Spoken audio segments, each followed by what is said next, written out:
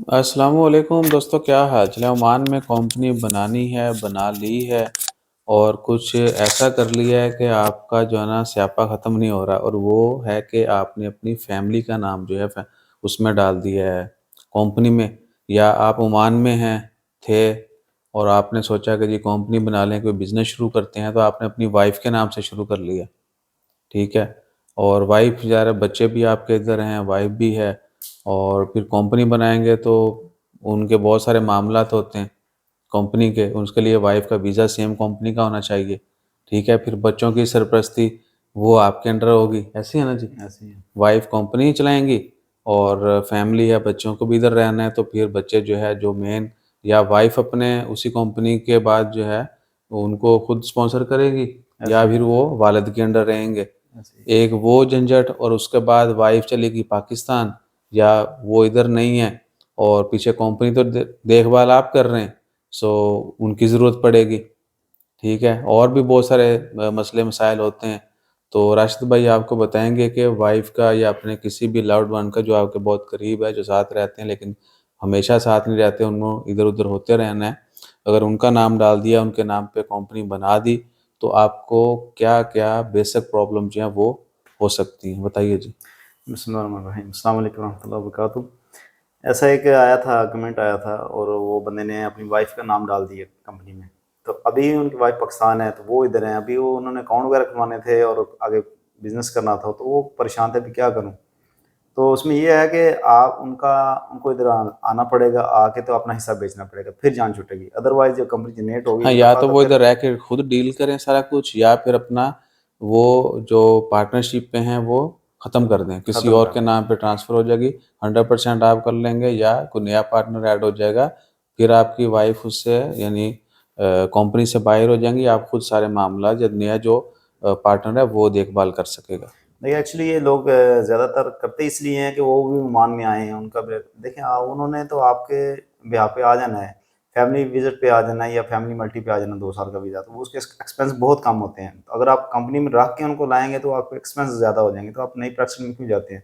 हैं? आप उनको ऐसा समझे क्यों? मेरी बात? देखिए, वाइफ को पार्टनर बनाना है या वाइफ के नाम पे नई कंपनी बनानी है, तो खर्चे कैसे ज़्यादा होंगे? ज़्यादा ऐसे होंगे कि उनका वीज़ा फिर निकालना पड़ेगा। वीज़ा फिर वही आपका 400-500 हज़ार लगेगा। अगर आप मल्टी मतलब हाँ, अब उनका फैमिली के फिर ऊपर क्या ले है जाते कि हैं। 400-500 में 4 बच्चों के भी साथ वीज़ा आ जाने हाँ, हैं। सही जी, से जी, वो ये आपका 400 रियाल जो इन्वेस्टर वीज़ा है उसके बच इधर एक्स्ट्रा हो जाने हैं। हाँ जी, वो आपका 30,000 का निकल रहा है, ना कि वो 400 हज़ार लगा रहे हैं। 30,000 कहाँ है और 400 कहाँ है?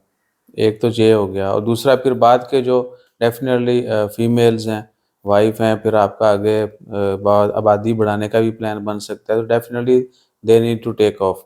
ठीक है? तो उन दिनों में भी आप अगर 100% अगर वो टाइम नहीं भी दे रहे, तो कभी ना कभी तो उनको मुल्क जाना होगा या काम पे नहीं जाना होगा, तो उनकी जो सर्विसेज़ हैं वो कौन पूरी करेगा कंपनी के लिए। सो कोशिश करें कि या तो फुल फ्लेज आप वर्किंग लेडी हो तो ऐड करें, कोई भी यानी ऐड हो जो अपनी फैमिली को ऐड करना चाहता है। बच्चों के साथ या वही आबादी वाला जो बोलती है, ठीक है, तो ये रिस्क मत लें।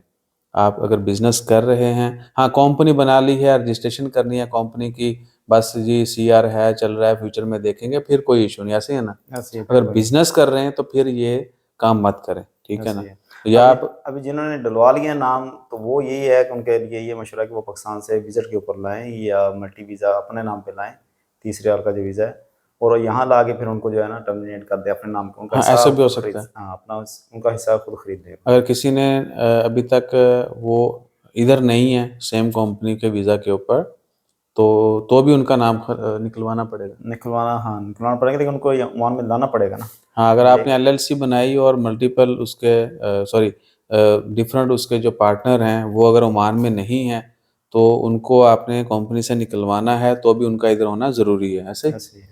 वो किसी भी तरह ओमान में आएँगे, किसी भी विज़िट पे आएँ, फिर जो है वो कंपनी से उनका नाम ख़ारिज किया जाएगा, जो उनके पार्टनरशिप होगी, वो दूसरे के नाम पे हो जाएगी, या किसी नए को ऐड करना है तो उसके नाम, जैसे भी आपकी मर्ज़ी, और फिर वो फ्री हो जाएँगे। ऐसे सो ही इस है। तरह की जितनी भी पेचीदगियाँ लोगों को पेश आती हैं, बहुत सारे लोग बताते नहीं हैं, या वो कहते हैं यार पुछन पता ही नहीं लगता की पूछिए, लेकिन ये मसला ऐसा चल रहा है।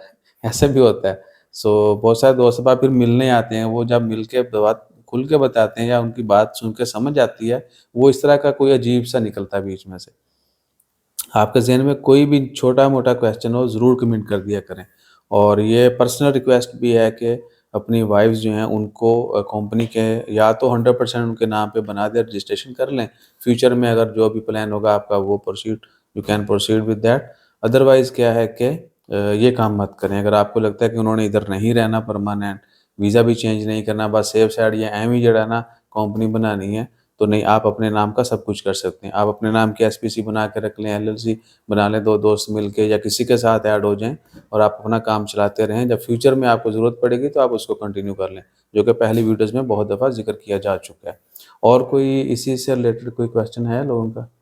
या आपके ज़हन में कोई ऐसी चीज़ जो बताना ज़रूरी है? बस यही थी जो मेन सवाल आ रहा था। सही, तो मेन यही था कि ये काम मत करें और बाकी अल्लाह ताला खैर रखे। उम्मीद है कि आने वाला वक़्त सबके लिए अच्छा होगा और थोड़ी-सी स्टडी कर लिया करें। कोई भी काम करें, थोड़ी-सी आपको पहले से हो ना हो होनी चाहिए, ठीक है ना? बेसिक चीज़ों का पता होना चाहिए, सही इन्फॉर्मेशन का पता होना चाहिए और थोड़ा लंबे अरसे के लिए भी सोचें। अगर आप काम करना शुरू कर देते हैं, फ्यूचर में फिर जो आपने आज स्टार्ट किया है, अगर कल को उसमें कुछ नया करना है, उसको ज़्यादा करना है, तो वो चीज़ें भी ज़हन में रख लिया करें, प्लान कर लिया करें। जज़ाकल्लाह, अल्लाह हाफ़िज़।